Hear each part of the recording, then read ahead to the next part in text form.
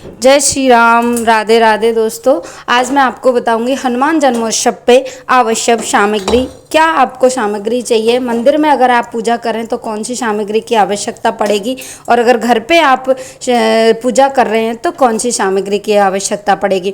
बहुत ज़रूरी सामग्री होती है, क्योंकि अन्य पूजाओं की भांति इस हनुमान जी की पूजा में भी कुछ अलग से चीज़ें चाहिए होती हैं। कौन कौन सी सामग्री की चीज़ें चाहिएंगी, उन्हीं सब के बारे में ये वीडियो है, तो आप वीडियो एंड तक देखिएगा। अगर पसंद आए तो लाइक शेयर सब्सक्राइब अवश्य करें।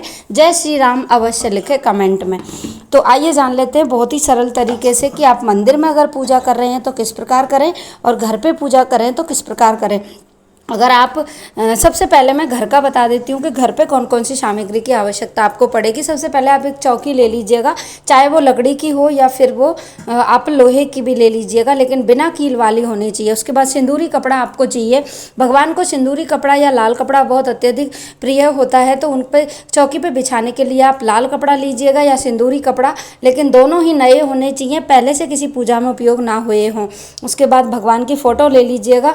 हनुमान जी की फ़ोटो या विग्रह जो भी आपके पास है उसको आप ले लीजिएगा पूजा में रखने के लिए। हनुमान चालीसा या रामायण जी आपको दोनों ही रखनी है। भगवान राम को राम की रामायण जो होती है वो भगवान को, हनुमान जी को बहुत प्रिय है, तो आप रामायण जी का भी पूजन कर सकते हैं। और अगर हनुमान चालीसा है, रामायण नहीं है, तो आप वो ले लीजिएगा। ये विशेष सिंदूर आता है भगवान को, हनुमान जी को चढ़ाने के लिए, जो बाज़ार में अवेलेबल है, आप वो सिंदूर लीजिएगा। उसी से भगवान को चंदन का तिलक लगाना है। और फिर लाल सिंदूर आपको लेना है, क्योंकि लाल सिंदूर भगवान गणेश को चढ़ाया जाता है। उसके बाद आपको लेना है ये कलावा, और भगवान को जो विशेष चढ़ाया जाता है वो है जनेऊ। भगवान को जनेऊ को जोड़ा अवश्य अर्पित करें, तो जनेऊ आप बाज़ार से ले लीजिएगा। टूटे हुए चावल नहीं होने चाहिए। आप जो चावल पूजा में ले रहे हैं वो बिल्कुल साबुत चावल 1 कटोरी चावल आपको आवश्यकता पड़ेगी, क्योंकि पूजा में इसकी बहुत अधिक आवश्यकता होती है। अगर आप इनको सिंदूरी कलर में, लाल कलर में अगर इनको कलर कर सकते हैं तो आप कलर भी कर लीजिएगा चावलों को। एक आपको लोटा चाहिए, वो चाहे तांबे का हो या पीतल का हो। आप अगर आप कलश स्थापना कर रहे हैं तो 2 लोटा चाहिए, एक पानी के लिए और एक कलश के लिए। आप कलश में डालने के लिए सबसे पहले आपको एक सिक्का लेना है, थोड़ी सी दुर्वा लेनी है, सुपारी, लौंग और एक हल्दी की गांठ। वो हम कलश में जब स्थापना करते हैं तो पानी के अंदर डालते हैं, तो ये चीज़ें आप अलग से ले लीजिएगा। उसके बाद आपको लेना है भगवान के लिए एक शुद्ध गाय का देसी घी।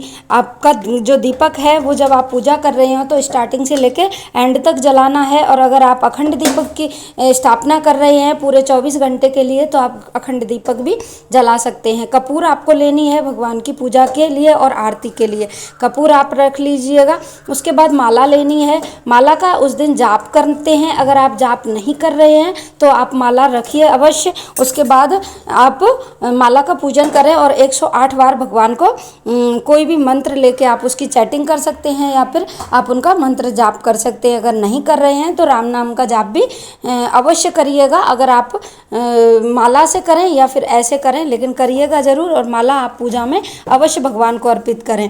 उसके बाद जायफल लेने हैं। भगवान हनुमान जी की पूजा में जायफल का एक विशेष महत्व होता है। जायफल जब हम खीरी पे भोग लगाते हैं तो खीरी पे इस जायफल का भोग भी विशेष रूप से हनुमान जी को लगाया जाता है।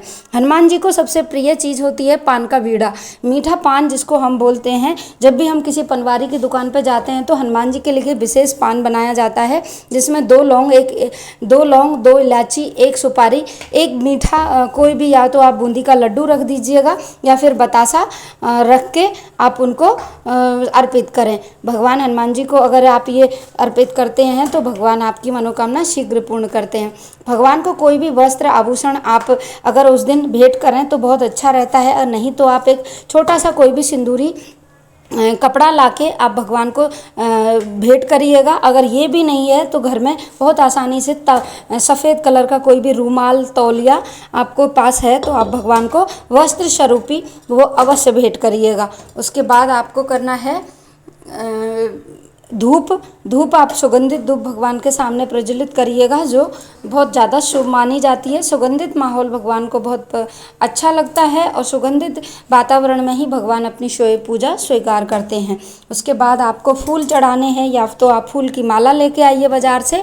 गुलाब की माला उस दिन चढ़ाई जाती है, तो गुलाब से बने फूलों से भी माला आप चढ़ा सकते हैं, या फिर आप गेंदे के फूल की माला भी चढ़ा सकते हैं, खुले फूल भी चढ़ा सकते हैं। ऋतु फल आप उस दिन अवश्य समर्पित करिएगा। उसकी संख्या कितनी भी हो सकती है, 1.25 किलो, 1.5 किलो, 3 किलो, 2 किलो, जितने भी, वो आप प्रसाद रूप में भी बांट सकते हैं, या फिर आप बूंदी के लड्डू आप उनको अर्पित करिएगा। उसके बाद उस दिन विशेष पूर्णिमा होती है।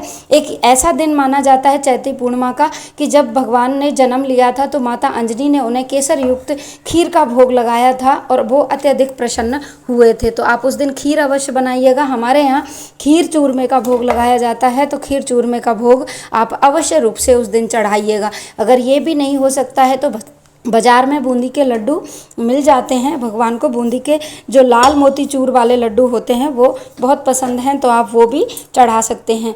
वो प्रसाद चढ़ाने के बाद आप भगवान को प्रणाम करिएगा। उस दिन रामायण जी का पाठ करना विशेष फलदायी होता है। सबसे पहले आपको गणेश जी की पूजा करनी है और उसके बाद भगवान श्री राम की और फिर हनुमान जी की। कहा जाता है हनुमान जी की पूजा करने से पहले अगर राम जी की पूजा की जाए तो भगवान उसे सहस्त्र ही स्वीकार कर लेते हैं।